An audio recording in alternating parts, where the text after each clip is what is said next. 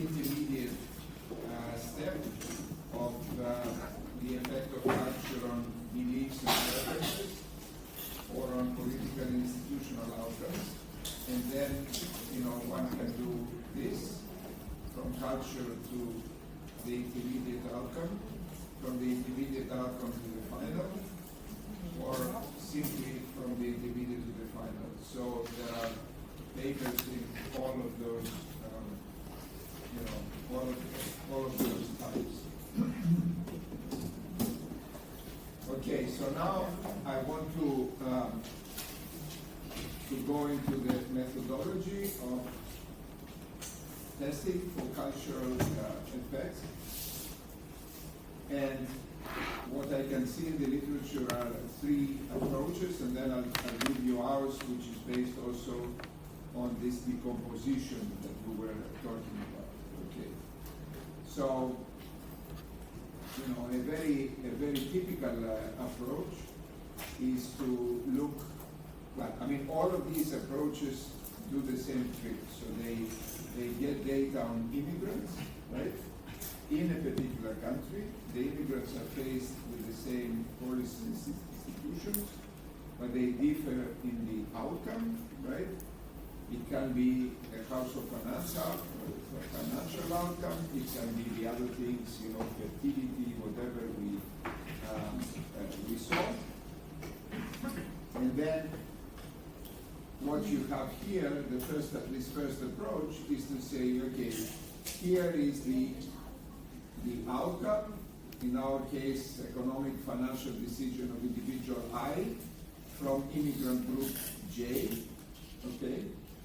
And then you have a constant and you control for individual characteristics, for the characteristics of the immigrant, and then you include country dummies, okay? So these are the various country dummies for the country of origin, okay? Where do these immigrants come from, right?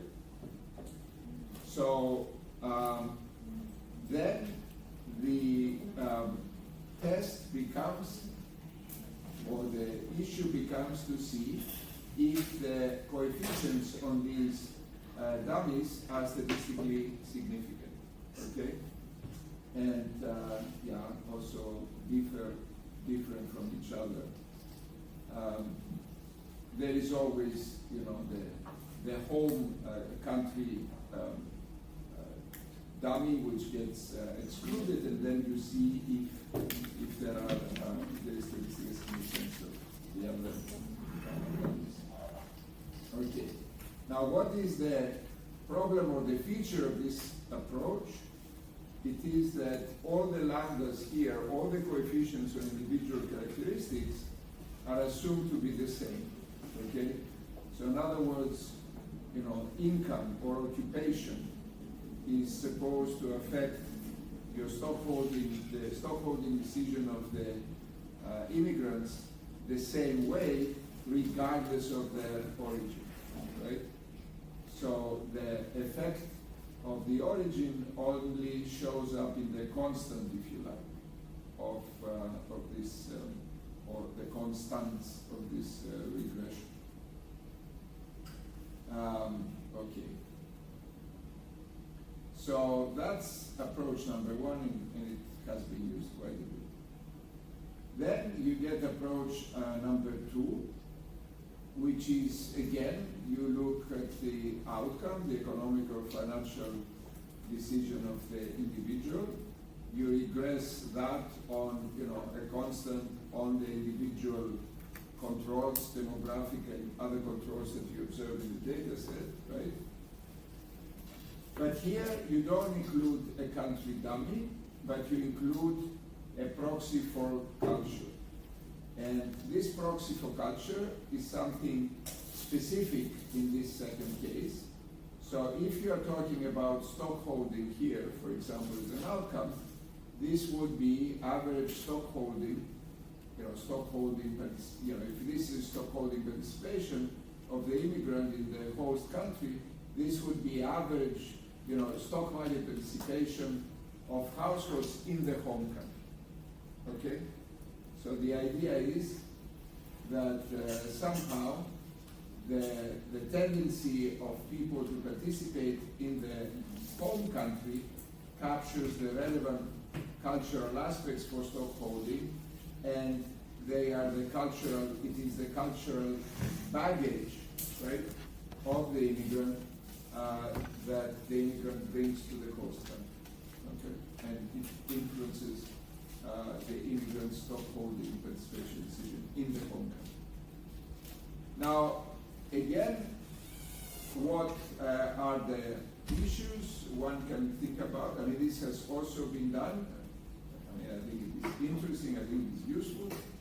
What are things to be careful about? You know, one thing is common with the previous one, all the beta ones are the same across immigrants, across cultural origins, right? So the assumption again here is that the cultural origin does not interact with the characteristics, does not affect the way in which a given characteristic influences the immigrant's behavior in the host country. Okay. But then there is another issue as well, which is, you know, this beta 2. Of course, the test is whether the beta 2 variable, whether the beta 2 is statistically significant or not, right? And in fact, you would expect it to be positive as well, you know, on a priori grounds, that the greater the stock market participation in your home country, the greater the probability that you will participate in the stock market in the host country. I mean, a negative thing, a negative coefficient beta 2 would be much more difficult to interpret. It's not clear where that would come from. But statistical significance typically is the issue. Is it significant or is it not? But here it may be significant for the wrong reasons. There may be common unobserved factors down here that are common, you know, maybe institutional factors, but you know, they are unobserved, they are not included in the controls anywhere. And these institutional, say, factors influence both the stock market participation in the home country and the stock market participation in the host country. So maybe the home and the host country are similar in many different ways that we don't observe, we don't control for. And it is this similarity that encourages stock market participation in the home country and encourages stock market participation in the host country. Is this a deal breaker? Is this something that would prevent you from writing the paper and sending it to journals? No, it isn't. First of all, you can acknowledge this thing. You can mention this thing and show that you are aware of this issue. Secondly, you might look into these sources that I have told you about, like the World Bank or you know, economic development indicators in the World Bank, or corruption indicators that get published by Transparency International, or you can see competitiveness factors that are published by indices. All of these are indices that are published by the World Economic Forum. So there are lots of sources that are typically often being used by development economists, but you know, also by others, but development economists use them a lot, which could be of use here as well. And then you can say, okay, I'm controlling for these observed factors, and then the remaining issue is if there are any unobserved factors, factors that I'm not controlling for, that are influencing both this and that, right? That would be unobserved heterogeneity. Okay. Then there is a third approach, which is again, you know, in a similar vein, but with a different twist here.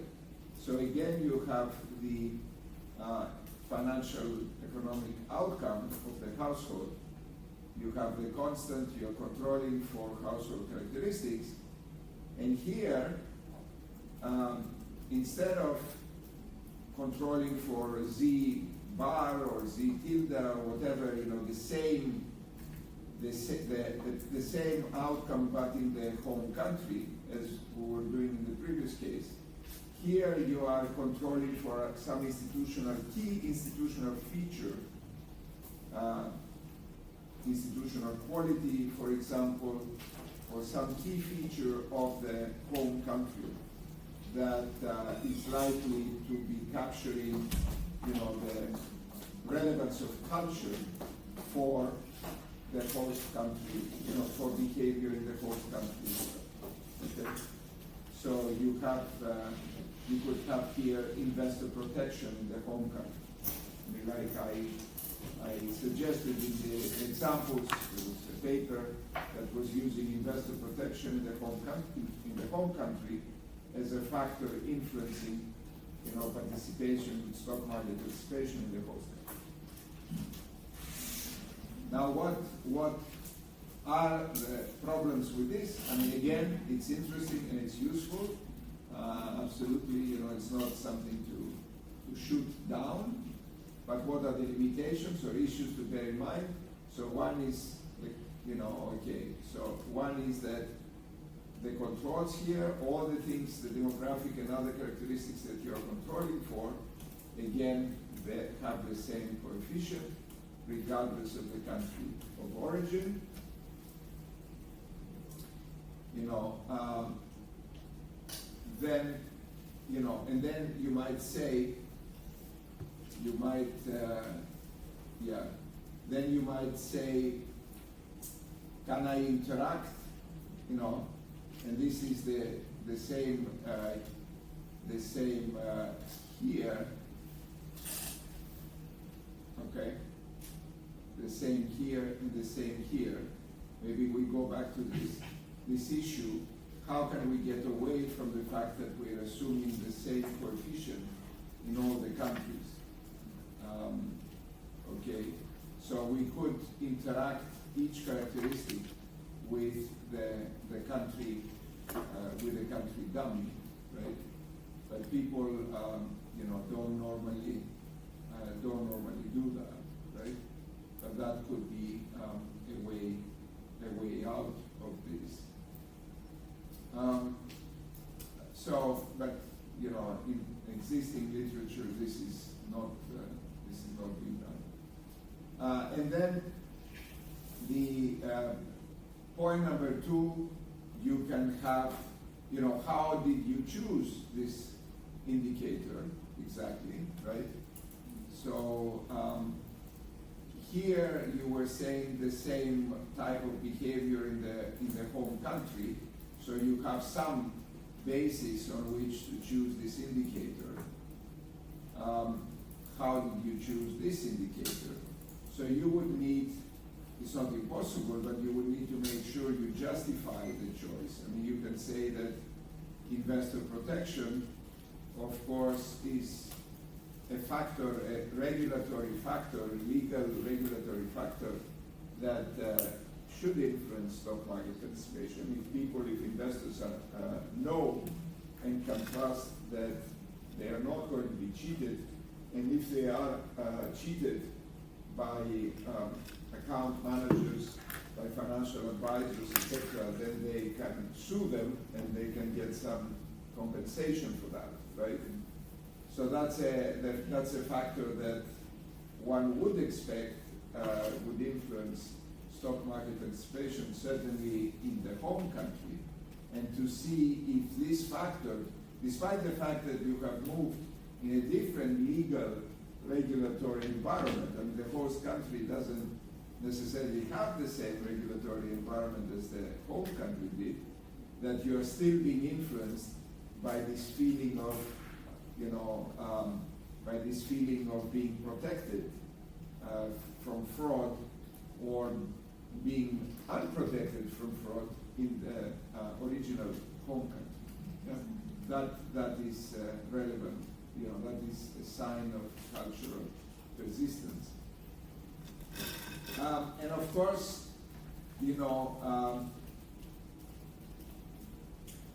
there could be, again, in principle, unobserved factors influencing both. You need to think about that. If, sometimes you have countries whose legal systems are very much linked to each other, right? So, for example, Germany has the German legal thinking and German legal system has influenced a number of countries in Europe. The UK case law system, legal system, has influenced, has influenced the US very much, and may have influenced other countries. So if there are unobserved commonalities here, right? If you have a very common investor that are causing a very common investment protection in the home country and in the host country, then maybe you are finding, this correlation because the host country also has a similar investor protection system. Do you know what I mean? And that's not a proof that you are carrying cultural baggage, right? You're just responding to what the host country is offering over here. And the other thing is, of course, this beta 2 is assumed to be the same across all the immigrants. So regardless of country of origin, the effect of investor protection in the country of origin on behavior in the host country is the same, right? There is no interaction with the country dummy, etc. Now, one has to be careful, including, country dummies or whatever, because, this is cross-sectional data, right? And you don't want to kill variation. So a country dummy would apply to everybody from a particular country. You don't want to kill variation, but in principle, it could be possible. Okay, so our sort of approach, and we published this paper in Management Science in 2017, was to use these counterfactual decompositions also for the cultural to estimate cultural effects, right? And again, the idea was, we got very good data on immigrants to Sweden, and we could separate them. We knew the country of origin of these immigrants, and then we could observe lots of characteristics of the immigrants, lots of X's, right? So we could control for these characteristics, and then say, compute the covariate effects, and then the emphasis would be, computing the coefficient effects, on computing coefficient effects, and seeing if these coefficient effects are statistically significant, okay, vis-a-vis a comparison group. So we'll have to think now, what is this comparison group? Okay. So you can see, how we were thinking in comparison to all the previous things that I explained, I just described to you, and a superiority of this method is that it allows all coefficients to be different, right? So the coefficients on all characteristics to be different across cultural groups, and between the base group and the comparison cultural group. Yes, you don't know, it is a black box, you don't know if it is the responsiveness to income, that is different, or the responsiveness to something else, but you get a summary statement about all of these, right? So that's point number one. Then point number two, we can and we did break up these cultural groups, and we said, okay, let's look at recent immigrants from Vietnam. I mean, we didn't. It was all the Europeans that we looked at, but we could have said, okay, let's look at Vietnamese immigrants to Sweden. Let's compare recent immigrants to immigrants that have been there for a long time, right? And let's see if these coefficient effects are smaller for the immigrants who have been there for a long time, right? Compared to recent immigrants. And that would be a sign of assimilation. You see here, in the approaches that I showed you, the coefficients were the same for everybody for everybody. I mean, regardless of cultural origin and length of stay and all of this. So this approach can allow also all the coefficients to change over time.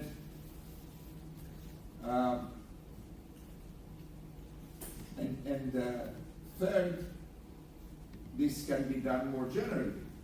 So length of time is one way to break up the immigrants from Vietnam to Sweden, right? But it could be other aspects that we want to emphasize, other aspects that we want to stress, like were these immigrants born in Sweden? Did they move to Sweden when they were children? So they didn't choose to move to Sweden, right? Their parents did. Or did they move to Sweden when they were adults and they chose? There are, depending on the information that you have, you can get lots of different breakups, and then you allow coefficients to differ across these splits, these data splits that you can do. And you can compare, you can go across groups, right? So is there greater assimilation of Vietnamese compared to, Norwegian immigrants to Sweden, right? Do Norwegians adapt faster to Swedish culture compared to Asians going there, right? From a more distant culture. So there are lots of possibilities that, we thought of, and we sort of applied. I have to tell you, because as you saw yesterday, I like to give you also the nasty background of research, because when you are reading the paper, it all looks so natural, and everything has gone very well and smoothly. But we started doing this, and the Swedish Statistics Sweden told us they cannot give us the origin of the immigrants. I mean, they told us, okay, we can tell you these people are immigrants, but we can't tell you where they came from. And we had a heart attack, and then we started thinking, what can we propose to them? And we said, okay, can you give us country groupings?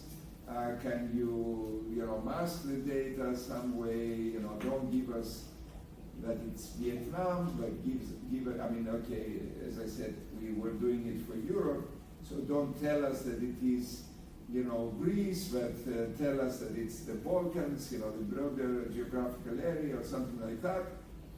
And, we were really worried. And then what happened was the person in Statistics Sweden who was in charge of the data left, and a new person came. And this new person didn't know this whole discussion. He said, he just emailed us the countries of origin, all these people. So, so sometimes you get lucky, and it happens, but it could have stopped, the whole thing could have stopped.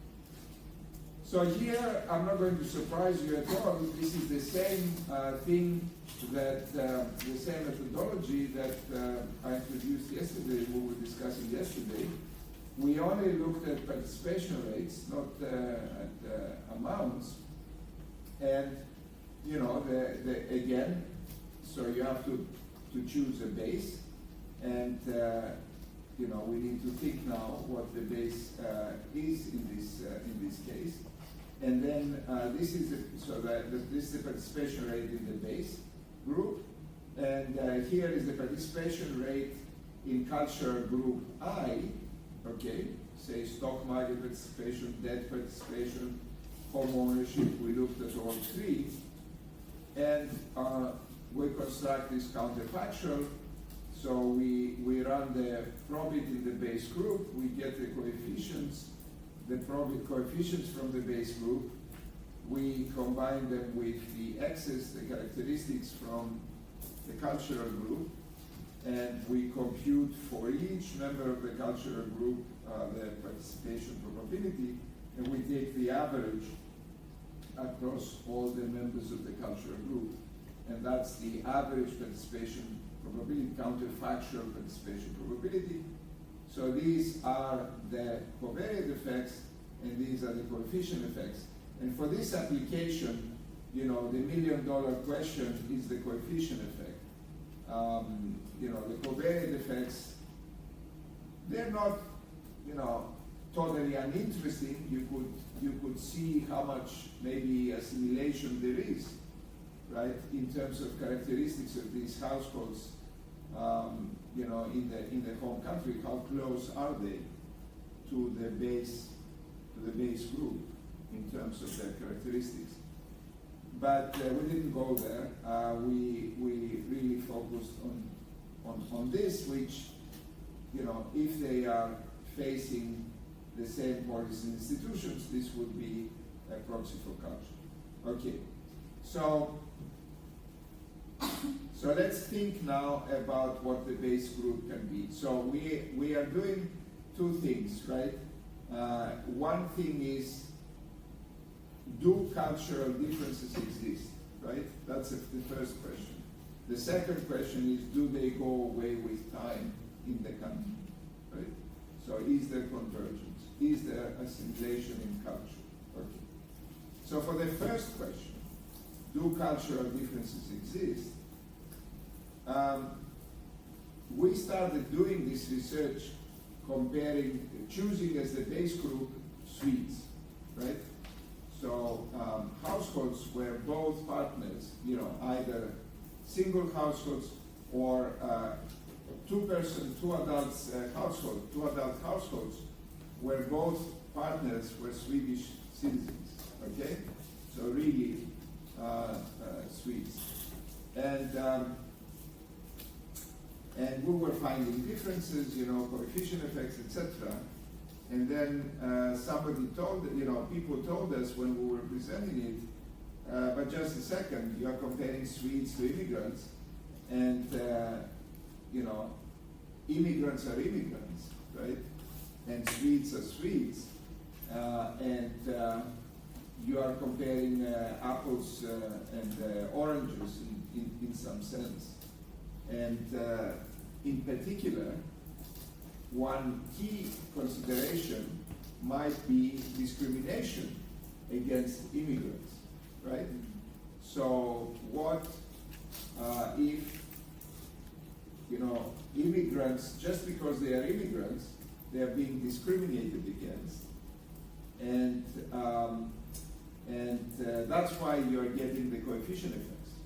The coefficient effects are largely discrimination indicator rather than an intended difference in behavior of immigrants in the country relative to the others, right?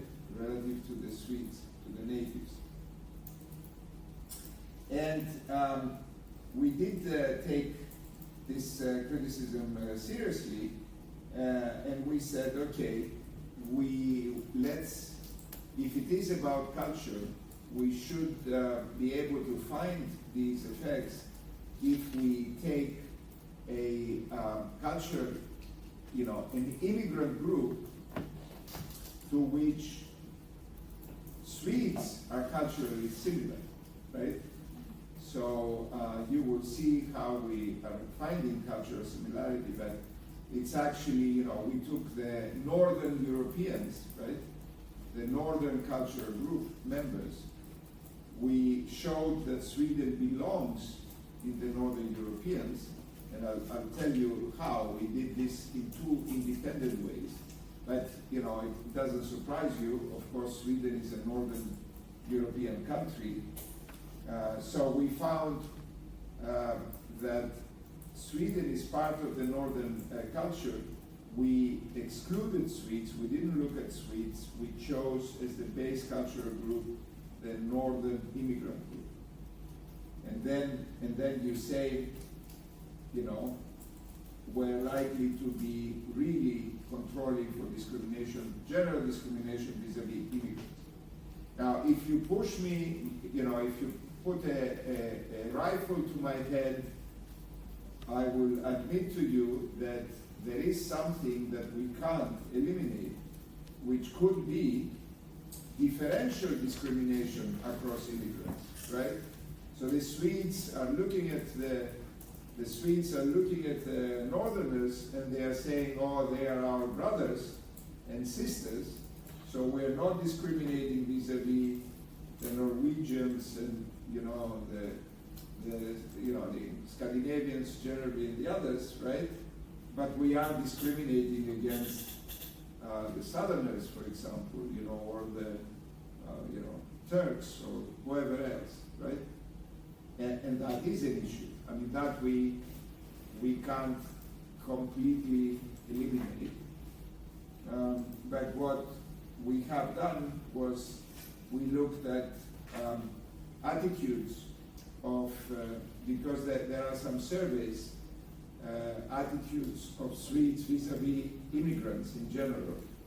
And then we looked at if there were differences in our estimates between regions that were very hostile to immigrants based on these surveys and regions that were much friendlier to immigrants. And we didn't really find a lot of action there. So we are sort of reasonably confident that differential discrimination vis-a-vis immigrants is not destroying our results, right?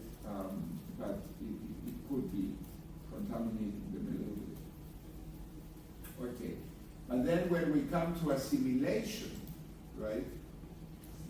As what is happening over time, right? That these, checking if these coefficient effects are getting smaller over time. There, we want to compare to Swedish households, because the whole question is, are they going to become Swedes by staying in Sweden longer, right?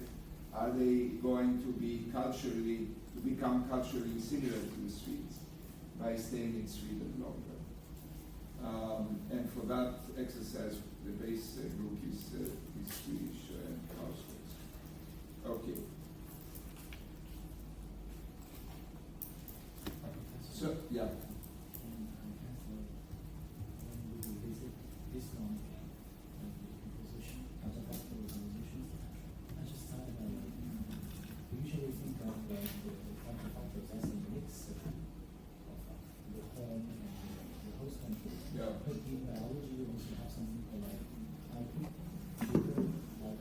I agree.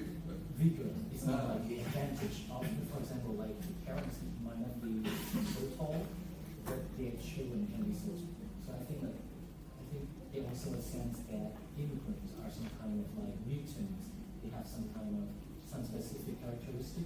The mutant can explode or cannot be explained in like a mix of those things. It can be larger than a mix of those things. Average. I'm just curious. I think, this might be something that one can study by choosing, to look at first generation immigrants and second generation immigrants. These Scandinavian data sets, like this data set, but also the ones that Raquel Fernandez uses in the US, they allow you to know if these people were born in the host country or in the home country, or what was the age of arrival, right? So typically, it has to do with nutrition, the type of food that you're eating, right? And maybe sports and things, sport culture or whatever, but primarily with the types of foods, I think. And then one could probably test some of this by comparing, the behavior.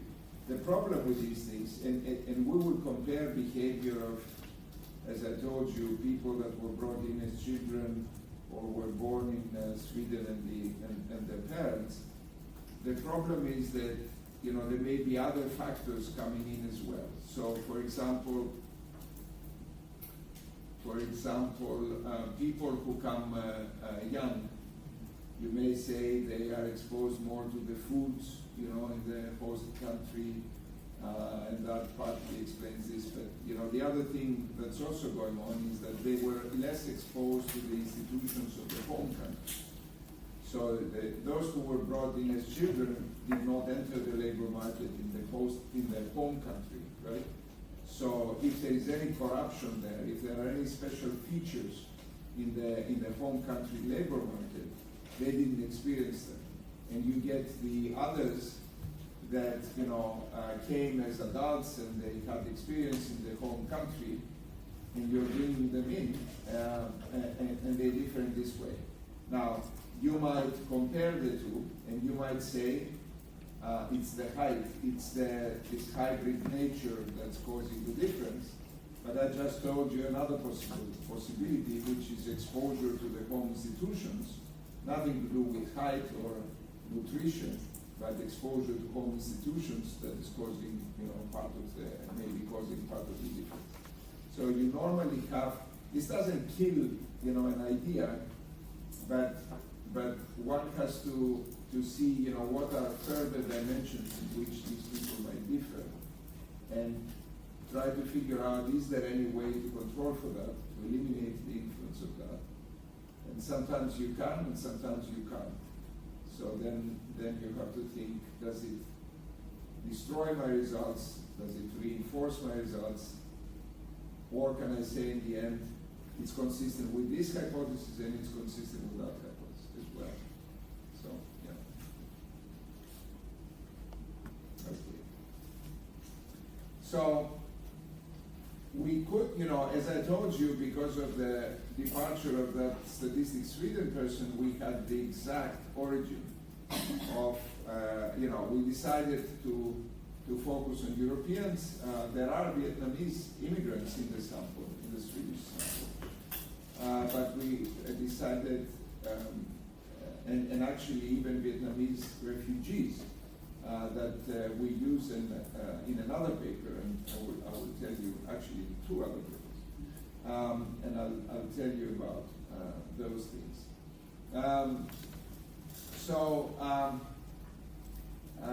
We thought, how are we going to do now? 27 European countries, we're going to split the sample too much. We won't manage to say anything about results. And those were also the times that the Northern Europeans were pointing to the fiscally troubled countries, and they were telling us, oh, this is Southern culture, and Southern culture is bad, etc. So we thought, okay, let's try to divide up Europe into cultural groups in some objective way. I mean, not how newspapers want to play it, but in some objective way. And we actually found two different ways, and we did it two different ways, and the results were remarkably similar. I mean, okay, they were not completely identical, but they were remarkably similar.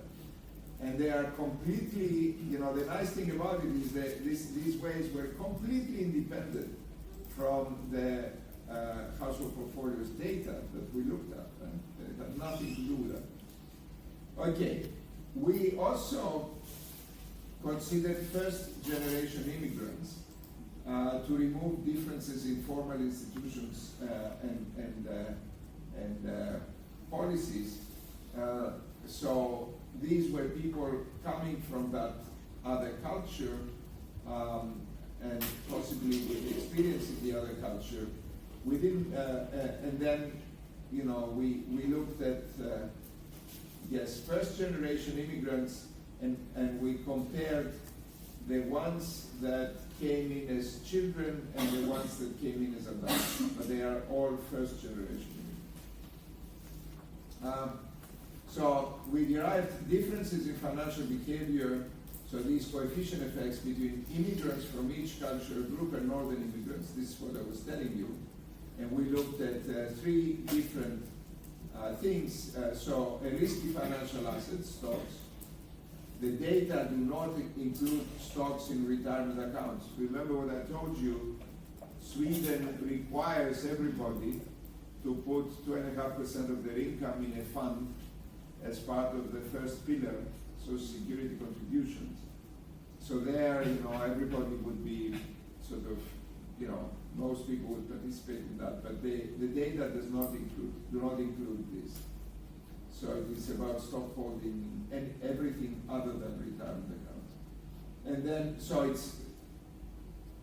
it's very much voluntary, self-initiated stock holding. That's what I'm talking about. Then debt, except student loans, and home ownership. Okay, so we have a financial asset, a real asset, and debt. Then we estimate a part of the differences that is observed for people of comparable characteristics. These are the coefficient effects. We compute them in consecutive, in different time periods. So we trace, so initially we trace it over the sample period 99 to 2007. Remember, this is the time for which we have the excellent wealth data from Sweden, because this is the time that Sweden had the wealth tax, and then they abolished it, right? So we no longer get excellent wealth data. So, but we are looking at people, and this is an 8-year period. So this will also allow us to see if these are slow-moving aspects of culture. Remember what I told you at the beginning, you know, the definition of culture, that these are slow-moving features, as opposed to peer effects, you know, that changes from peers that move very in high frequency, okay, move quickly. And then we look at convergence in the second part. Convergence financial behavior are differences between immigrants and Swedes controlling for characteristics shrinking with exposure to common institutions. So this is the plan, you know, of what we did and what I'm going to talk about. So how do we come up with country groups? So approach number one, we used genetic distance. So you can get these data. They are publicly available. So Spolaore and Barcia in the Quarterly Journal of Economics 2009, for example, use it, and you know they give you references how to get it, but it's very easy. I mean, they are on the web. And this is a measure of closeness in the past. So what they do is they consider alleles, which are DNA characteristics. And I'll give you an example, which is a bad example, but an example that you will immediately see what it looks like. But actually, my example is not included in these alleles. But the example could be the color of eyes, eye color, right? And eye color doesn't matter, you know, for, I mean, it could be anything, right? But then what they look for is the distribution of eye color in one country, or, you know, you could also go within the country in one ethnic group. So if you were in Singapore, you would be doing that. and then you would look at distribution of eye color in all the other in each of the other countries, and then you would compute the distance between these two distributions, you know, the distributions across countries, and you would do the same for other, you know, types of DNA characteristics, alleles, right? And then you would compute an overall distance between the population in one country and the population in another country, or a particular ethnic group in one country and an ethnic group, that same ethnic group in another country, or some weighted average of those, etc. Now, why did I say, so what is this supposed to proxy? It is supposed to proxy how closely these two peoples, you know, in the two countries had interacted in the past, right? So were they very closely interacting, marrying each other, producing babies, etc., or were they very distant, where there was hardly any interaction between them, right? Or much less interaction. I mean, you know, we have common ancestors, but how far apart have we moved? So that's the point of that. Now, why did I tell you that this is a bad, that eye color is a bad example? They are actually not looking at dominant characteristics. So eye color, you know, you put, you know, there are biological laws, and you put somebody with brown eyes together with somebody with blue eyes, and normally the blue eyes get erased, as has happened in my family.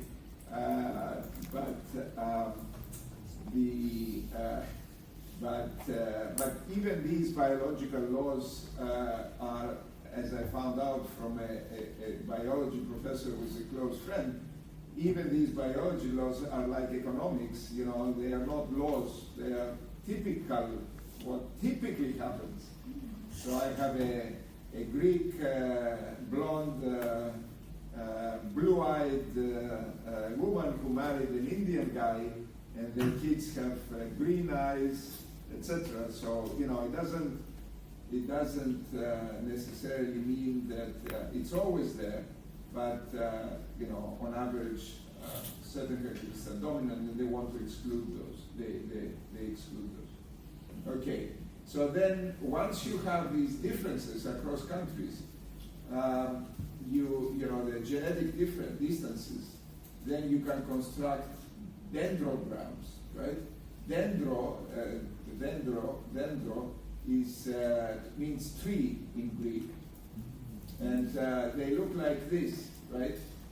So you put the different countries over here, and you can say you are grouping together countries that have a you know, smaller distance between them, genetic distance, and then you go up and up. Now, what does it mean, similar genetic distance? Well, what is similar? Well, it depends on you, right? So what is your tolerance level on the researcher? I mean, what is the tolerance level for distance, for genetic distance, to be included in the same cultural group? So do you want to do it here? Do you want to do it here? So this, you know, this genetic distance. Do you want to consider everybody who has less than this genetic distance as belonging in one cultural group? Do you want to stop here? Do you want to stop there? Okay. So there are choices to be made, and there are different, you know, ways to stop. And of course, you know, if you have enormous tolerance, then everybody is part of one cultural group. But of course, we didn't want to do that, so we grouped. We did it with different methods, ruler versus consistency method. You can see, you know, descriptions of these things. You don't have to see them, but for, you know, I'm not going to ask you what is the ruler versus consistency method in the exam, but if you become interested in these kinds of things, then you can see those, and we come up with a consistent country grouping in cultural groups. And then we follow a completely different approach, and that's the nice thing. You know, both approaches are different between them, completely different between them, and also completely independent of our financial data. So this is, Hofstede was a social anthropologist, and he produced a book in you know it, or no? Yeah. Like cultural, Yeah, like yeah. 7 dimensions. We Yeah. studied that. Oh, you know that? Yeah, yeah. How do you know that? Because I studied VG, and there is a module called like cross-cultural My goodness, you guys know more than I do. And we also study another things related to that. Oh, fantastic. So these are the cultural dimensions, right? So we look, you know, this power, distance, individualism, masculinity, uncertainty, avoidance.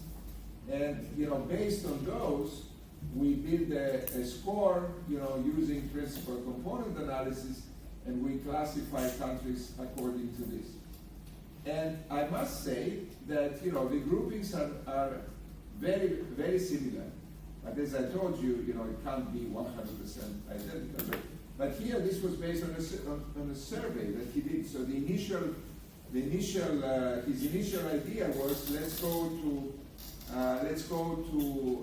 and interview IBM employees in different countries. You know, IBM being a huge multinational, having branches in many different countries, and let's administer the same survey to those employees across the different countries and see the differences in the way they respond, right?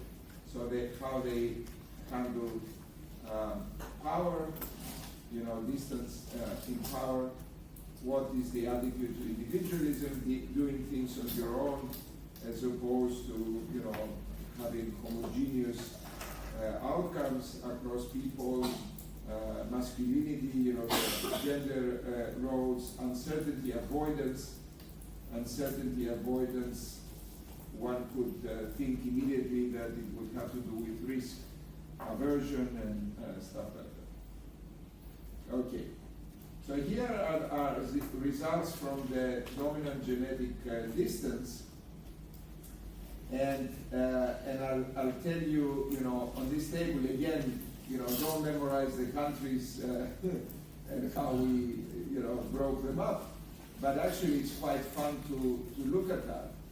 So you see, you know, Balkan, I don't know if you have heard of that, but that's the Balkan Peninsula, and that's where Greece is, and Romania, and Bulgaria, and Albania, and Turkey, and Serbia, and North Macedonia. So there's a bunch of countries there, and we found those countries, you know, and also Cyprus. So we found all of those countries to be culturally similar, to have a small cultural distance. And that's not terribly surprising because it's geography, okay? And these peoples have interacted a lot even in the recent past, right? There was a lot of migration within those, intermarriage, you know, there's a lot of stuff going on here. And there's, you know, in many cases, common religion, etc. So Balkan is one sort of natural geographical group. Then another natural geographical group is the northern group. And you see Sweden in here, right? But you see also Austria, Czech Republic, Denmark, Germany, Netherlands, Slovakia, Switzerland, former Czechoslovakia, and former, of course, German Democratic Republic, so that's East Germany. So they belong in the same, we found they belong in the same culture. Then there is Turkey, and Turkey is on its own, right? And I would have been very culturally distant, even from the Balkans, right? And I would have been a little bit scared to publish this, but one of the three co-authors is Turkish. So if he's happy, I'm happy. Okay, so but Turkey is interestingly very culturally different from everybody else. So you see three geographical names, right? And then you see Balfin, Sufi, Rip. This is our favorite. Rip, you know, rest in peace. Rest in peace. So how do we come up with these names? I mean, we have no clue what to call these groupings because they are not geographical groupings. They are all over, right? The place. So RIP is Russia, Russian Federation, Ukraine, Italy, Portugal. That's what RIP was. And you see Belarus, the former Soviet Union, of course. So we call those RIP. And then Balfin, Baltics, and Finland, okay, because Estonia, Finland, Hungary, Latvia, Lithuania. And then Sufi, because it was Spain, and it was United Kingdom, and France is there, and Ireland, Northern Ireland is there, and Iceland, etc. So, I mean, just made up names. So, what is the lesson from this? The lesson from this is that, yes, geography can matter, but it doesn't always matter, right? It doesn't always matter for cultural distance. But I have to say, so that's one conclusion. The fun conclusion for us was, the countries in red are the fiscally troubled countries, right? They are the fiscally troubled countries in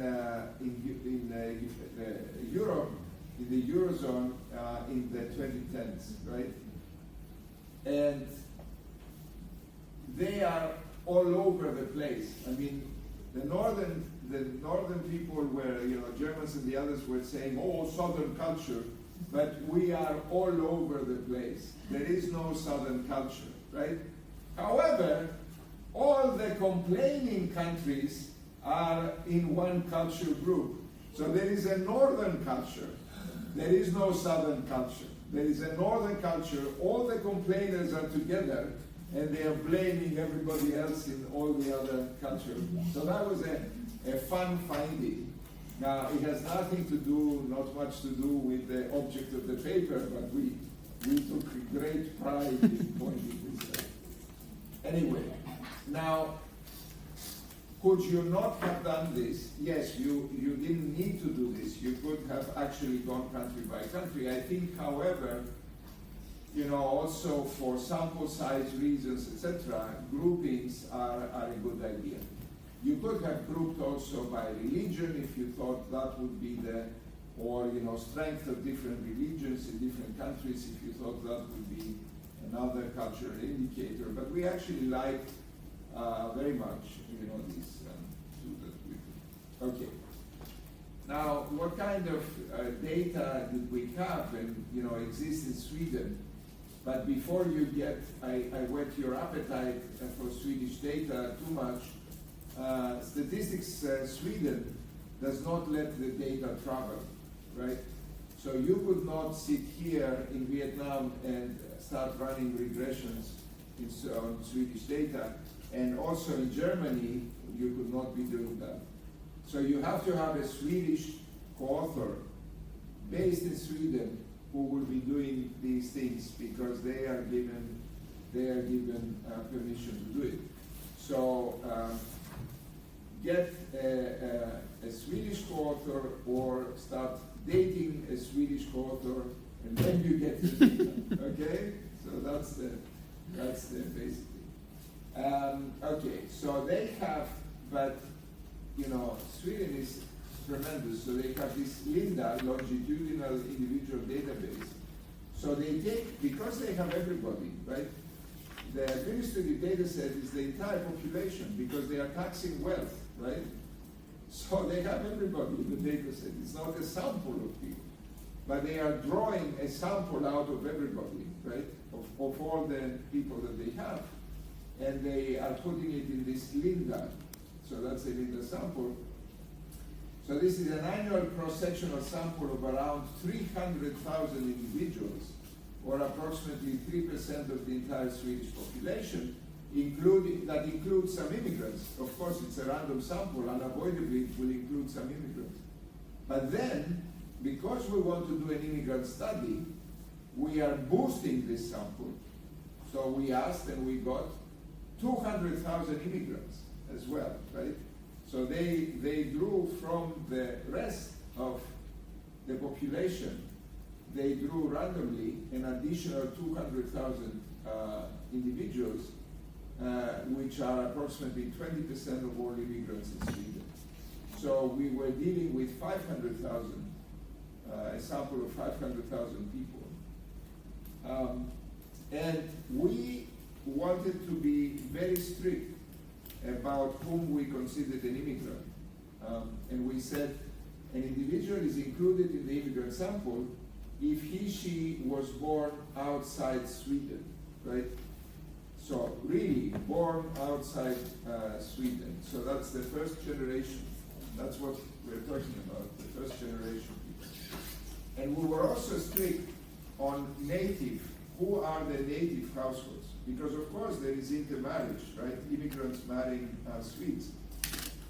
So we wanted to be as clean as possible in the data.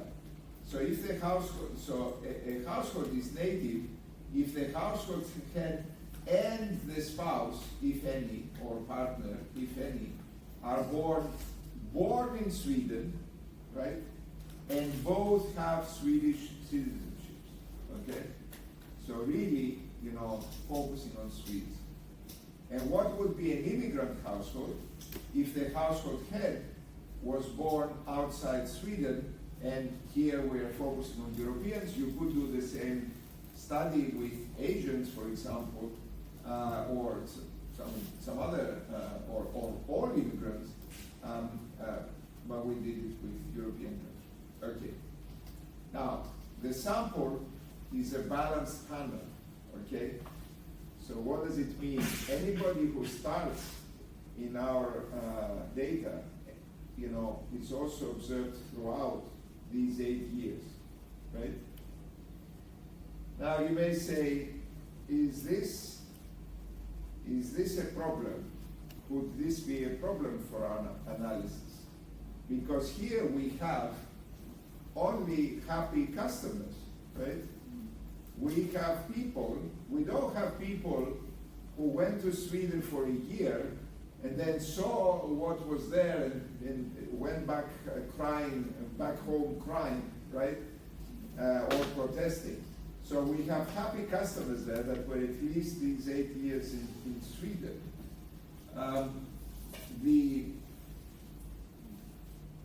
So we did two things. One was we observed leavers. We had excluded them. What happens if we include the leavers, those who left? But if you're going to include the immigrant leavers, you have to include also the Swedes who left Sweden, right? Okay, so that would be an unbalanced panel, but we would be including both those immigrants who left during the 8 years and the Swedes who left.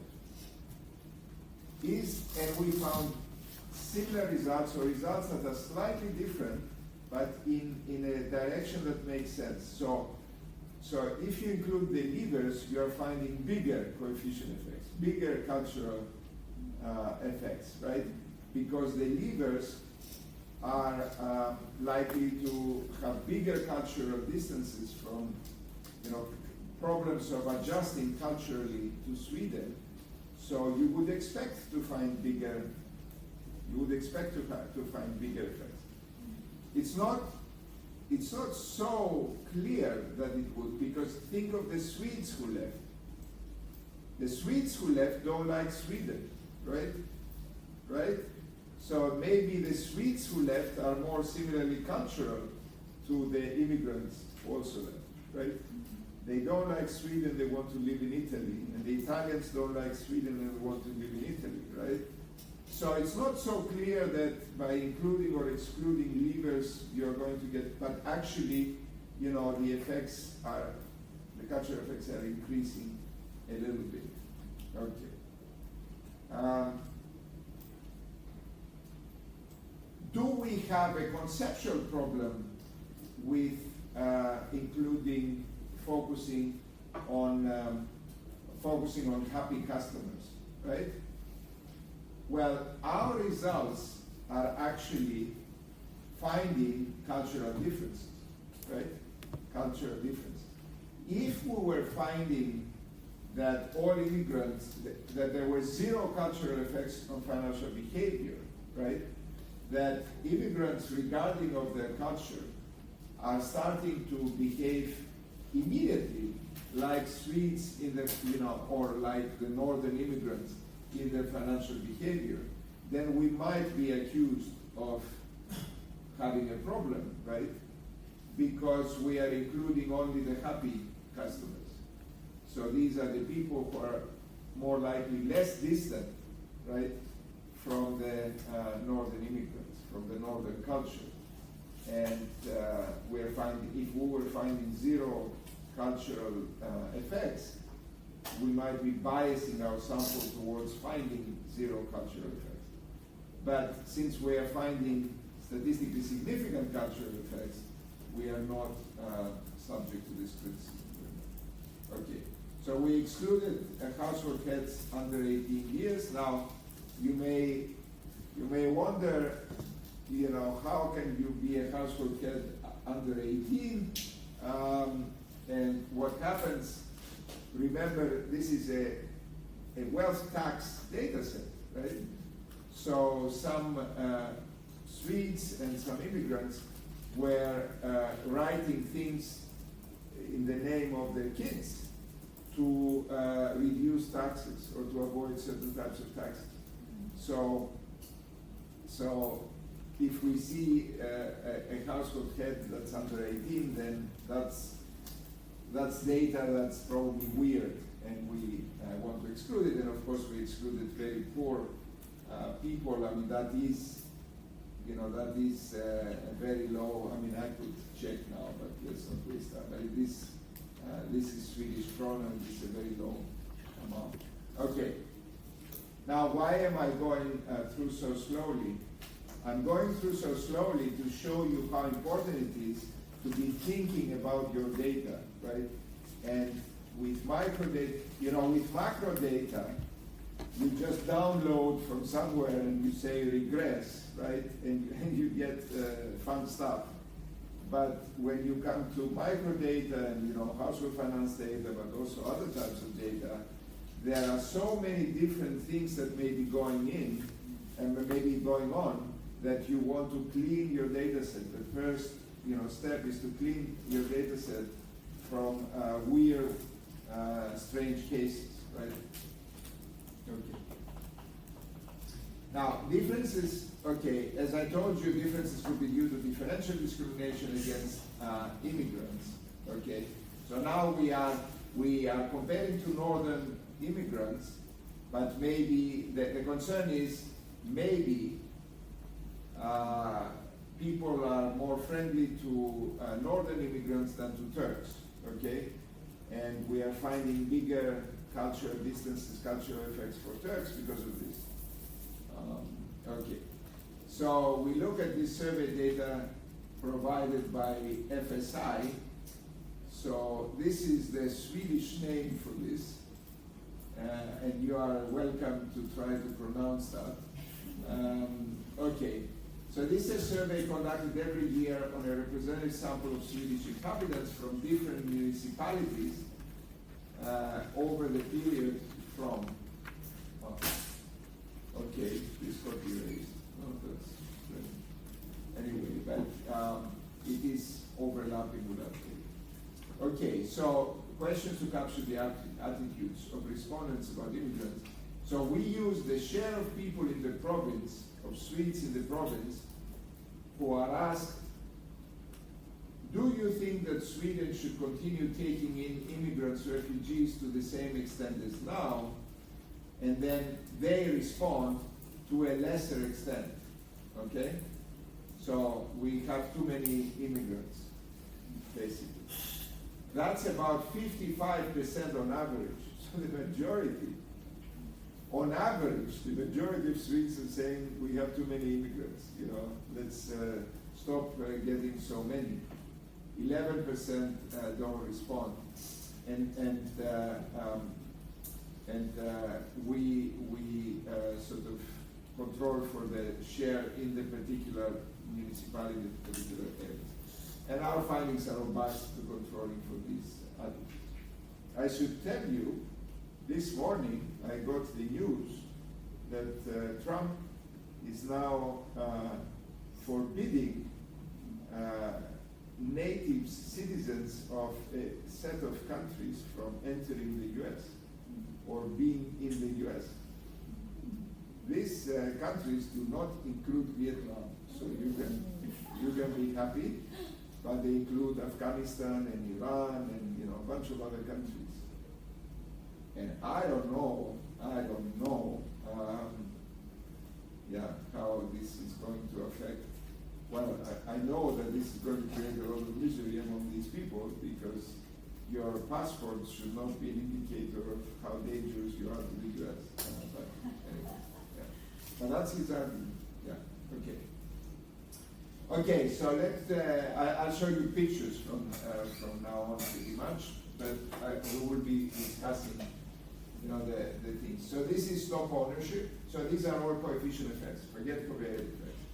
These are all coefficient effects, and these are now over. So each bar that you see here is a separate computation of coefficient effects for the particular year. So we do it 99, 2000, 2001, all the way to 2007. So these are the 8 years of the data, right? The good data. And here we find that. And it's always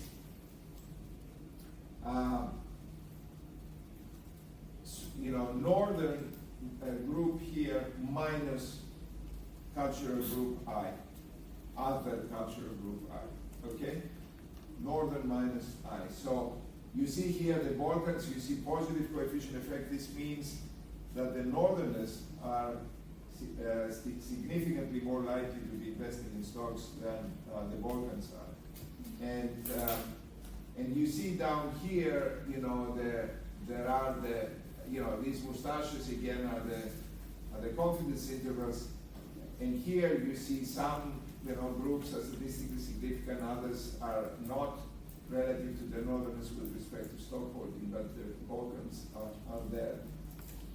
And the other thing that you see is that these estimates don't differ very much over time, right? So this is sort of confirmation of the slow-moving aspect of culture, right? The slow-moving aspect of culture. Here you see debt outstanding, and you see the Balkans are actually negative, which means that the Balkans that we are observing in the first years of the sample actually had a bigger probability than the Swedes to be borrowing, to have debt outstanding, so the debt culture is more pronounced in the Balkans than in the Northerners, but there was, even over this small period, short period of time, there was a reversal later on.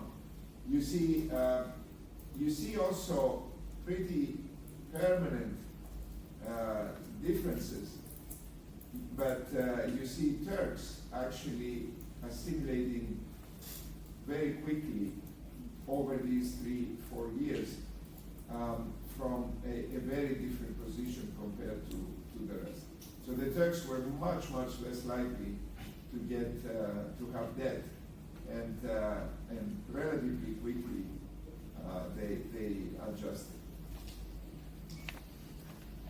Home ownership, you would think, is something more culturally biased, and you see that this is true. You see the cultural effects to be statistically significant and quite spread out, right?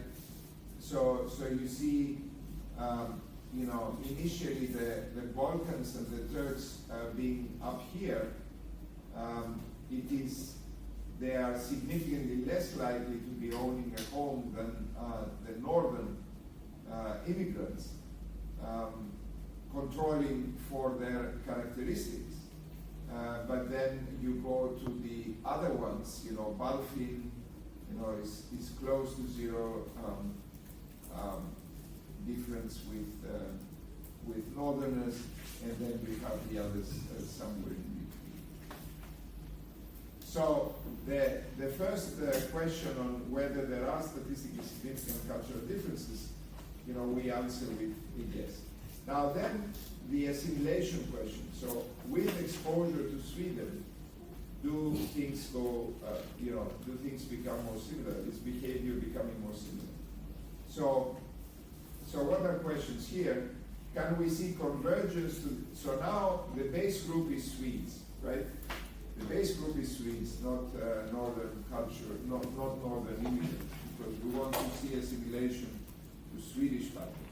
Can we see convergence to the financial behavior of Swedes controlling for characteristics? So are these coefficient effects getting smaller with the time you are spending in Sweden, right? Are the coefficient effects getting smaller? Is the pattern of convergence the same across cultural groups, right? Are some cultural groups adjusting more quickly than others, right? What can we learn from within group variation? Break up the Balkans into subgroups, break up the RIP people into subgroups. What can we learn about the nature of the assimilation process? Okay. So here I start with something which is not our approach, right? We start with something which is not our approach. It would be the standard approach to test for assimilation, but with a twist, right? With a twist. So what is the standard approach in the literature to test for assimilation? You look at the outcome here, right? This is a household I coming from cultural group, belonging to cultural group K, and being observed in period T. So because these are final data, of course, over these 8 years. And then you have a constant. You're controlling for characteristics of the household, right? The X's. You're controlling for age at migration. How old was this household head when they migrated, right? You're controlling for length of stay, and there's an error term as well. How do you typically do this? How do people typically do this? Where these coefficients typically don't have a K subscript. Typically, these coefficients are beta 1 times X, beta 2 times age, beta 3 times length of stay. If you do this, you are assuming that the way the characteristics, the age of migration, and the length of stay are affecting the outcome is the same across all cultural groups, right? But we already saw in the first part that cultural groups, even within the short period of time, are behaving differently, right? Are adjusting differently. So we felt and we feel that conditioning on the cultural group is also important. But most people don't do it. So you just get the length of stay, and then is better tree statistically significant. Is it the case that with higher length of stay, this is moving in a particular direction and closer to the native streets? That's the test for assimilation, right? Now, notice something here. If I put age at migration and length of stay, if I add them up, then I'm getting the current age of the household, right? Of the household head. How old was the household head when they entered? How long plus how long they have been in the country? That's the current age. So I cannot include here age as well. That would be silly. So effectively, what we are doing is what people are doing is breaking up the age of the household head into the years spent abroad, years spent in Sweden, right?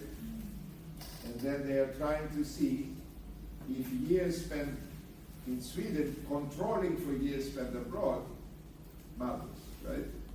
And it's moving them in the same direction, okay? Now, you might say, why do I care about aged migration? Why do I have to control for that? And the idea is what I was saying before. I mean, it's good to control for that because it captures how much exposure to the home culture you have, right? So the older you are when you come in, the more used you are to the ways of the past, right? Okay, so in all regressions, one can include time fixed effects. That's macro. Within these 8 years, macro conditions may be changing and affecting all people, right? Immigrants and not. So one could include time fixed effects. One could also include region fixed effects. If we want to be comparing people who have spent longer and shorter periods in the same region, right? One can also do this. But all standard errors should be clustered at the household level because you are drawing these observations from the same household over time, right? But even if you are why are we not just doing that? Why are we doing the coefficient effects analysis, right? Because what you see here is, yes, this expanded specification allows coefficients to differ across cultural groups, but it does not allow coefficients to differ with time, to adjust over time, right? So over time, they're assumed to be constant. Whereas by computing these coefficient effects, we are allowing coefficients to depend on culture and to adjust over time, right? Okay. So that's what goes on, and you can see references here, what they are finding, but with coefficients that don't depend on culture. Okay, so with our approach,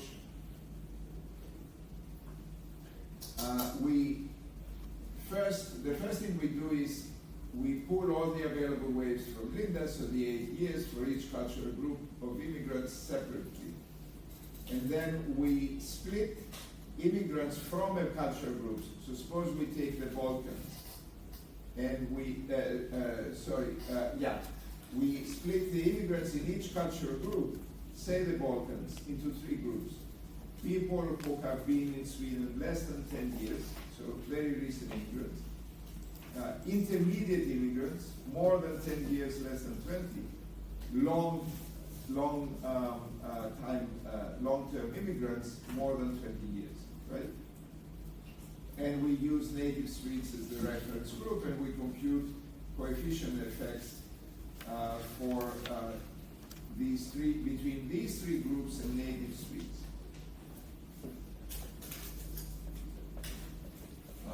Okay. So what do you see here. So for all of the groups,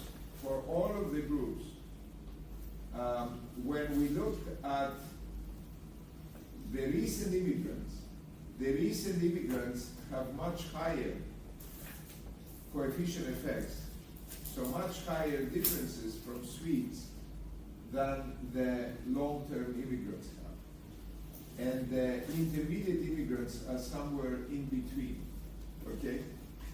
So this is a very powerful, finding regarding assimilation, that the longer-term immigrants are actually closer to Swedes than the recent immigrants are. Are the distances and how close they get to Swedes, do they depend on the cultural group? Well, the initial distances depend a lot, right? Depend much more. You see that all of the groups are converging, right? So that's another powerful indicator of assimilation. Are the patterns of convergence similar? Well, we see that the Balkans, they converge very quickly, at the beginning, and then it flattens out. You see similar behavior for Sufi, but you see kind of different behavior for some other groups. So there can be some variation in the speed of adjustment as estimated here. So in other words, the assumption that these coefficients are the same across cultural groups is not supported by our computation of coefficients.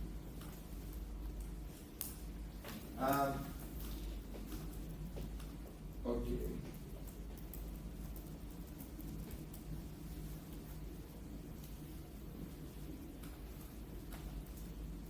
So having that outstanding, you get bigger differences in the patterns. You see going up and down, being flat and then down, going down first, and then, so there is the assimilation across different cultural groups seems to have been very different with respect to death.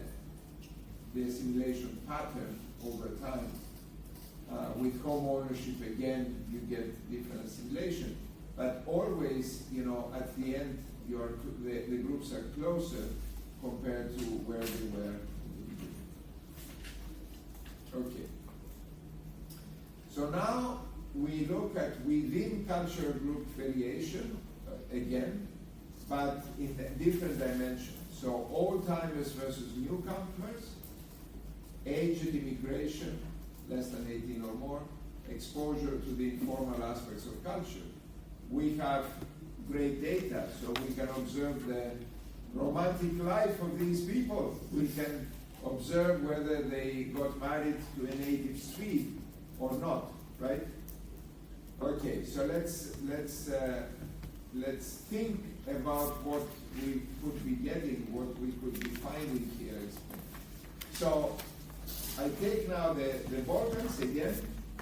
Now, first of all, the median length of time for which different immigrant groups have been in Sweden is, okay, it's not the same. Okay, so it's a good time to stop, right?